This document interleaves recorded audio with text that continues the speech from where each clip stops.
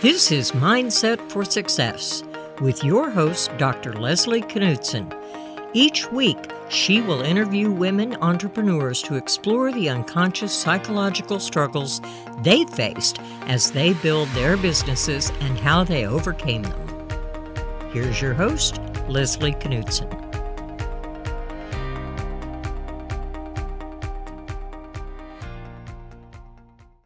I'm so excited to invite my next guest today. Mary Clavieres is the founder of Brief Transitions, the first to market mesh underwear for women after childbirth and surgeries. She leverages her 15 years of manufacturing at a Fortune 100 pharmaceutical company to grow her business. Mary has also founded the Transitions Collective, a platform that provides resources and connection for mom business owners. She specializes in teaching entrepreneurs how to work more effectively in their businesses using the Herman Brain Dominance Instrument. Welcome, Mary. Hi, Leslie. Thank you so much for having me. So, Mary, it takes a lot to be a successful female entrepreneur. And business acumen is key, but we rarely talk about the psychological issues and challenges that women can face to achieve that success. And I refer to those as the negative and sometimes persistent thoughts that create doubt and undermine success and can destroy decision-making, and not to mention just an overall happiness and satisfaction level in life. So I wonder if I could ask you to start telling our listeners a little bit about your entrepreneur journey and what pushed you to become an entrepreneur when you did. Yes. So I completely agree. There's so much that goes into it, and it's definitely a journey. So mine started, I was still in the corporate world, and I had my first baby. So motherhood had a big impact for me. And after I went through that process and was recovering, I actually came up for the idea for Brief Transitions, which was because I ran out of these mesh underwear that they give you in the hospital, and I didn't have more for my recovery at home. Mm-hmm. So it really made me think about, why don't women have the products that they need postpartum, right? It's a very frustrating place to be in. And that, it just started as something in my mind, just that question, why? Why don't we have this? And I never really intended for it to be a business, certainly not the business to the scale that it is today, and leaving my corporate job for it and everything. But over time, as I explored it and as I created the business, I found my purpose and my alignment shifting to be more in that space. And at the same time, my corporate job got more difficult and less aligned because it required a lot of travel and a lot of other things. So that kind of shift that started with the questions really got me started on this whole other path that I never really imagined. For sure. I can imagine leaving a successful 15-year corporate job with a steady income may have had some risk for you. And I wonder if you experienced this, and if so, how did you navigate yourself out of feeling this risk? Definitely. I felt risk. I felt just scared, right? And fear, because I was going, it's kind of like everything I worked for, and I worked up this ladder, and now I'm leaving it to make underwear. It seemed like really, a mindset, because we're taught so much about mindset and what success is, right? So that had a big impact. And honestly, I didn't end up leaving until I really couldn't take it anymore. Kind of like the straw that broke the camel's back. And it was building up for so long, but in the end, I mean, I just had to. I was feeling the stress. I was feeling, sick from it and the worry and everything else. And I just said, okay, like, this is not sustainable anymore for me or my family. And I do have an incredibly supportive husband, which was also a key part, because even when I told him, I think I'm going to leave, I can't really take it anymore. And he basically said, I don't know why you wouldn't leave, because this is not you, So having that support really helped me to make that leap. So you wouldn't be the first guest to talk about a medical difficulty while trying to make such a big decision or starting a new company. And I wonder, sort of looking backwards, if you can talk a little bit about how come it took to you really struggling with all that you had on your plate, right? That it wasn't until you kind of had some sort of medical, I don't know, setback, awakening, that you were able to sort of say, I need to do something different. Yeah, it's a bit strange. I'm looking back now, I think it's more that I wasn't paying attention and listening to myself enough. And I just kind of kept adding because, there's so many layers to it, right? But there's the culture around the achievement. And I think especially for women, doing all these things that we feel like we need to do or we have to do. And it just kind of kept piling up and piling up. And my job, the last position that I had before I left, actually required a significant amount of travel. And at that point, I had 2 young children at home, had my second daughter. And it just kind of, I don't know that there would have been another way around it, but looking back now from what I see about myself now and the boundaries that I have and how it's something I'm always working on, of course, but just what I do now to take care of myself and to give myself time and really listening to myself and my inner voice. A lot of that had just been basically shut down, I think, for so many years. And shut down because you were doing what you thought was expected of you. Yeah. What you should do, I should say. Right. I think there's a lot of layers to that too, but definitely what I thought I should do and just not in tune with myself. Or really feeling like you had, as you say, the space to do it. And you really had to step out of the corporate to be able to find space and then start to take care of yourself in a different way while you were setting up your own business. Right. Yeah. I've done a lot more work on that over the years. I didn't even see it as so significant then as I do now, but it was definitely the start of it. So starting your own business completely out of a different area in which you were working for 15 years successfully before, during the development of your new business, have you ever experienced a moment and when you felt sort of inadequate or not up to the job of starting this new business? We love to say in the literature, the imposter syndrome, but have you ever experienced that? And if so, what sort of things have you learned to do to overcome that we can share with our listeners?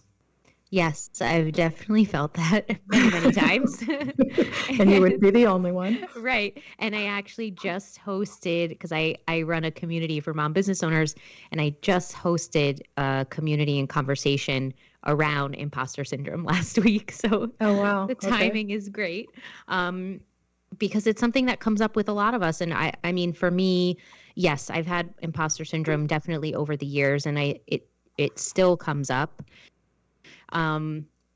If I think about, for me, it's much easier to talk myself down than to talk myself up.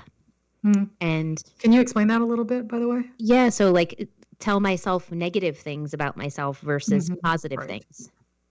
Yeah. So that, I think, really the more negative, when I find myself speaking to myself in a more negative way, it breeds and it feeds that imposter syndrome even more.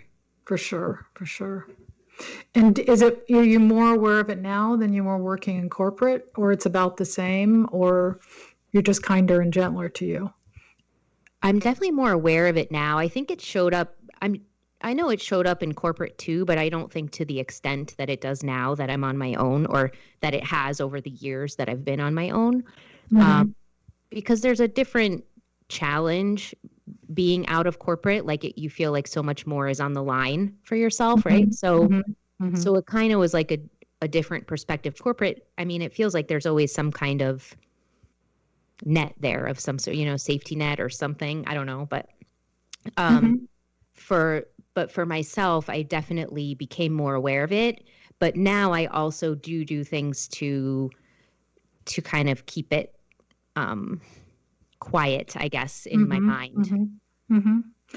So in terms of being able to find ways to keep things quiet, I'm going to say the early grind of the phase of setting up a new business are when things are overwhelming. But that doesn't mean that it doesn't feel overwhelming even after things are set up. What strategies have you developed to help you overcome these difficult, overwhelming times? Yeah, I love that, because you're right. There is a different grind in the beginning for sure, and I'm grateful that I've been moving out of that phase. For me, I love the 5-minute journal. So it's a journal that has a gratitude practice built in. So every morning I write 3 things that I'm grateful for, 3 things that would make the day great, and positive affirmations to myself. It literally takes 5 minutes. And then at the end of the day, it's a great name. Good thing. Yeah. I keep it right next to my bed. And then at the end of the day, there's a space to reflect on 3 things that went well for the day and 1 thing that you might change or do better.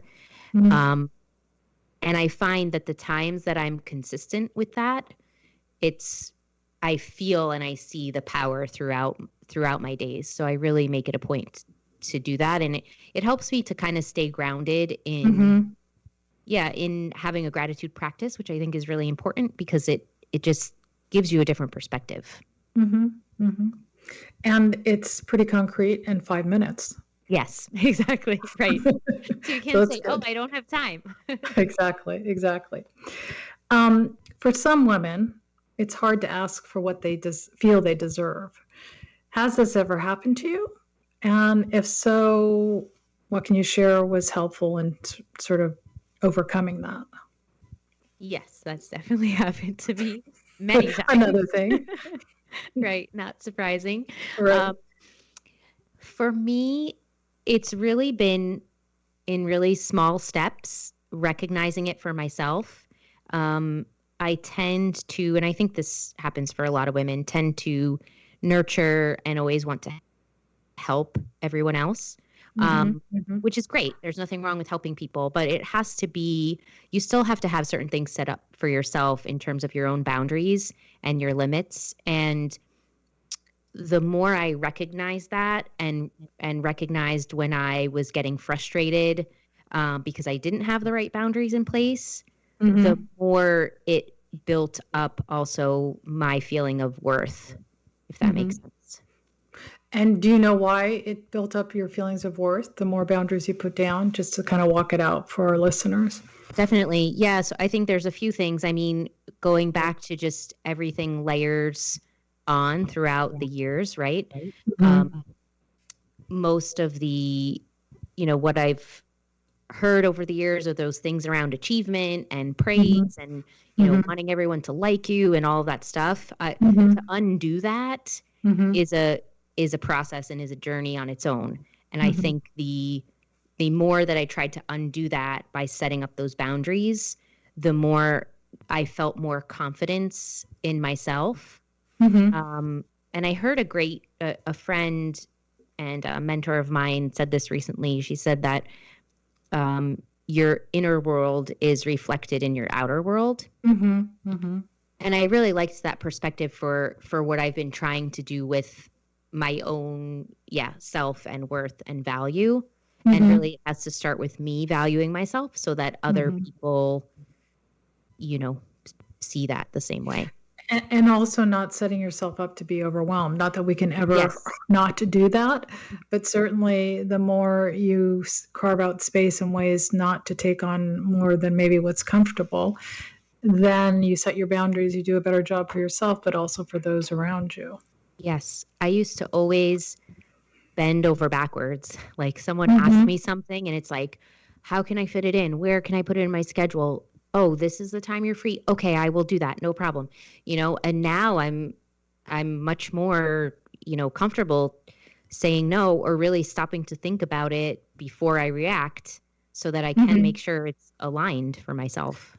Right. And whether you're making room on your schedule or concerned about payment, I mean, that's Yep. all sort of in the same mailbox, right? Definitely. And have you been able to work on your deservedness of payment over your setting up your new business? Has that sort of taken on, I don't know, a less conflicted, more normal place for you? Yes, for sure. That was also slow over time. Again, with the helper nurture within me, I wanted to do everything for free all the time. And I kind of said like, well, I just want to help people and, just this and just that. And really, I started to see that, one, I cannot continue that way. First, that's not a business.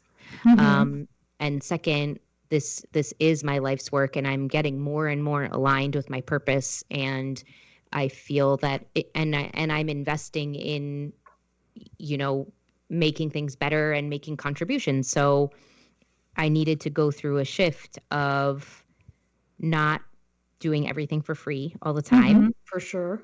And then, so started with like small amounts of payments to get used to, just the exchange of money and services, and then eventually grow it from there. Yeah. So I've definitely been through that too. Great. Very helpful. Very, very helpful.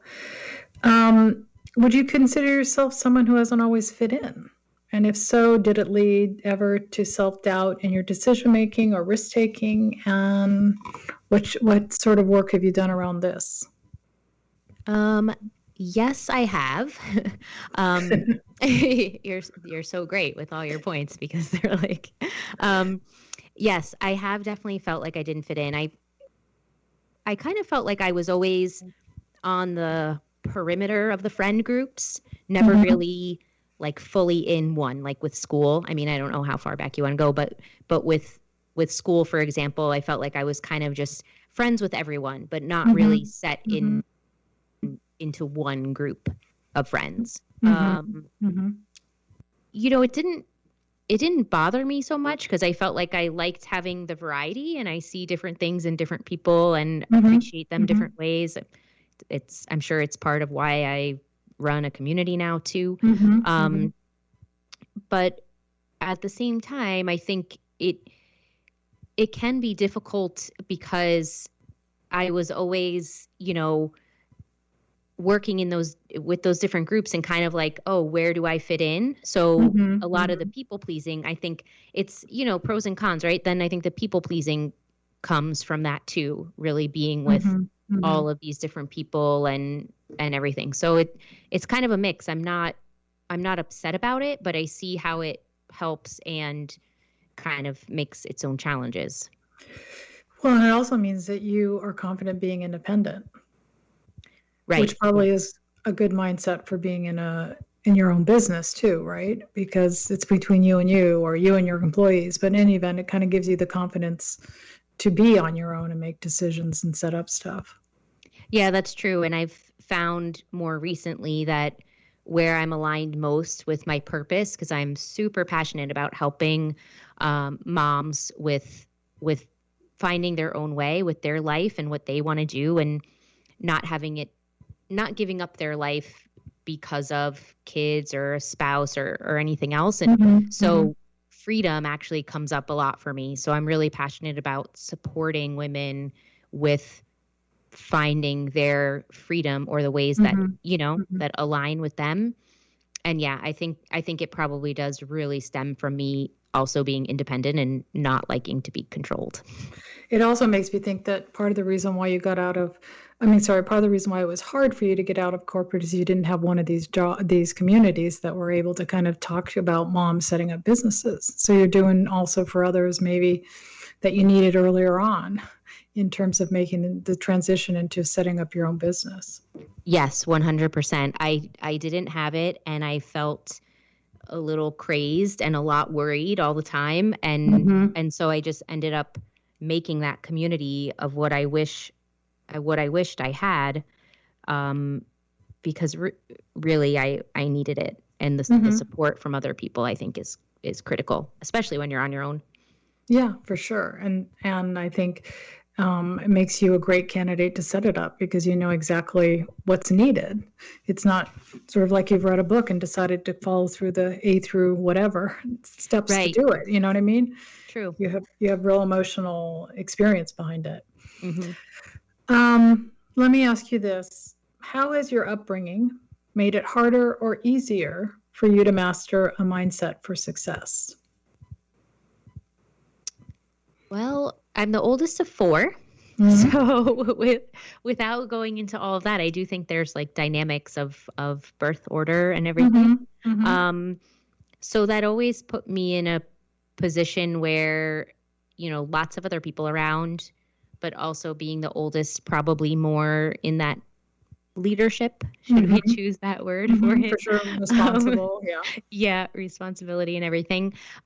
So I do think that shaped a lot of me and what I've done over the years and how it's been reflected in even running communities and Mhm. other things. Mhm.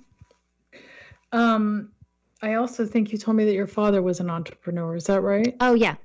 My father, And yep. And my and mother too now has her and own your mother. business.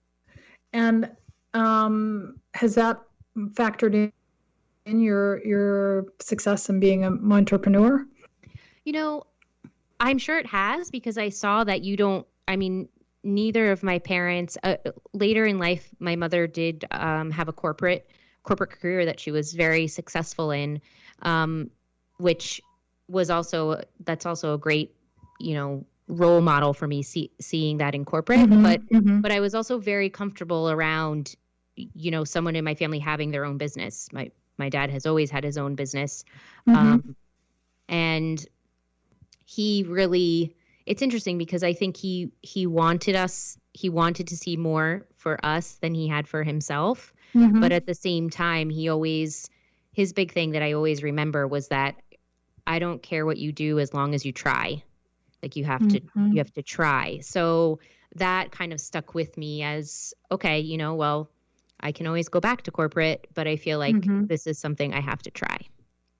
It also probably de-escalated failure for you too, I would Yeah. guess, Yeah.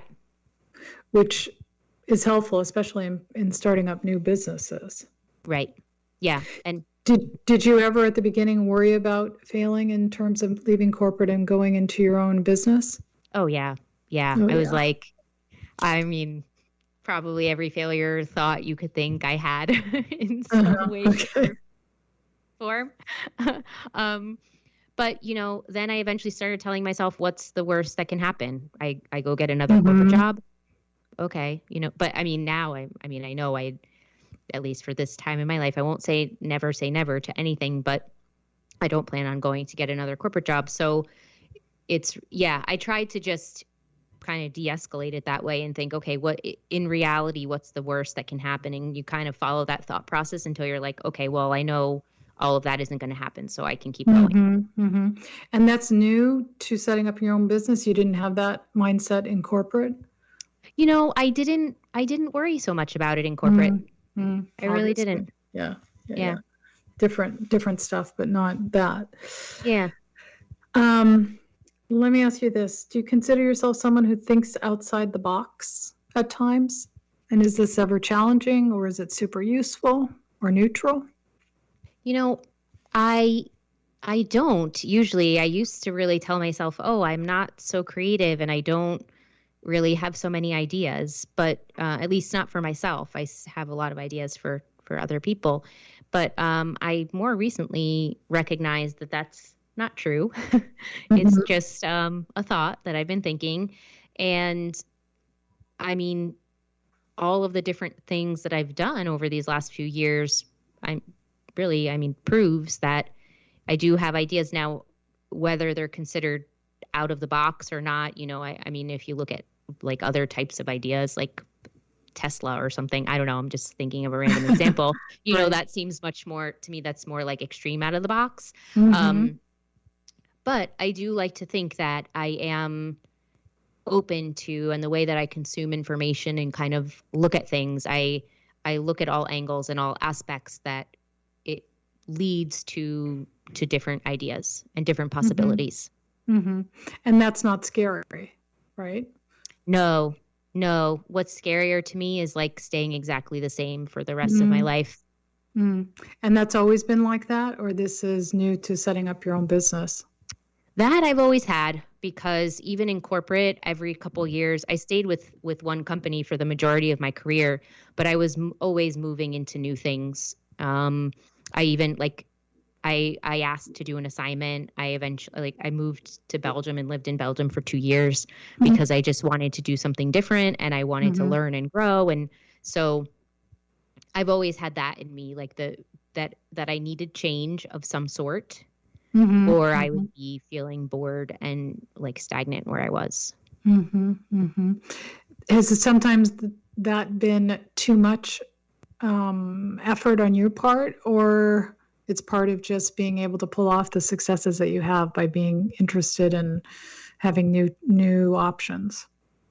I think when I'm not too aware, I could get carried away. I mean, even now I have like a couple of businesses, so people say like, oh, start one thing, do very well with it before you do something Mm-hmm. else. Mm-hmm. Mm-hmm. I've always been someone to not really go that way, but I don't think that I still have some level-headedness to me that I don't let it get out of control, Mm-hmm. Mm-hmm.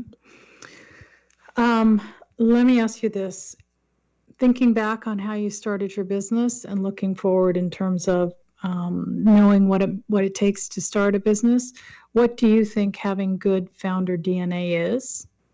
And how would you evaluate someone having this? I think one of the most important things is to be willing to do something. Probably what I see the most is when people just they want to do something, but they don't have the follow through portion. And I think the follow through is super important, because even if it doesn't work, even if you're like, oh, that definitely did not work, I wouldn't do that again. At least you did something and you learned that it didn't work. Mm-hmm. So Mm-hmm. I think founders really need to have that ability and the capability to have that follow through, because otherwise that's what separates the people. And you hear it all the time. Like, I went to NPR's How I Built the Summit, and I heard all these amazing speakers on stage, including my favorite, Sarah Blakely, and they all say like, there's nothing different about me. And while I do think there are differences with them, one of the things is always that they're willing to just take the next step and do the next thing. And I've felt Right. that for myself too, Yeah. I thank you. We're going to have to stop, believe it or not. I want to thank you so much for sharing with our listeners today your motivation for why you chose to be a female entrepreneur. Where can people reach out to you to learn more about your work? Sure. They can find me online on Instagram. I'm at The Transitions Collective.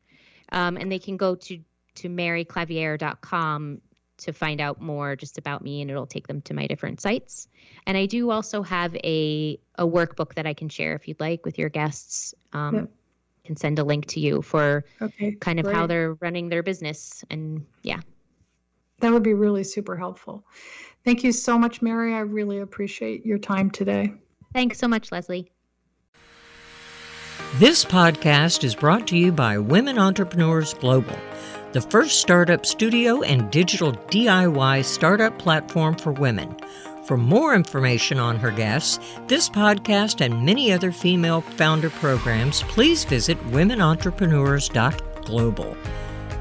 We believe in open and non-stigmatizing dialogue about the hidden psychological difficulties experienced by many successful entrepreneurs and highlighting the strategies used to overcome them, such as the fear of failure, of not being good enough, and that loud, chattering internal critic is critical to helping other founders achieve success. Please join her next week for more Mindset for Success stories. That was Dr. Leslie Knutson, and you can drop her a line at dr.leslieKnutson@dr.leslieKnutson.com.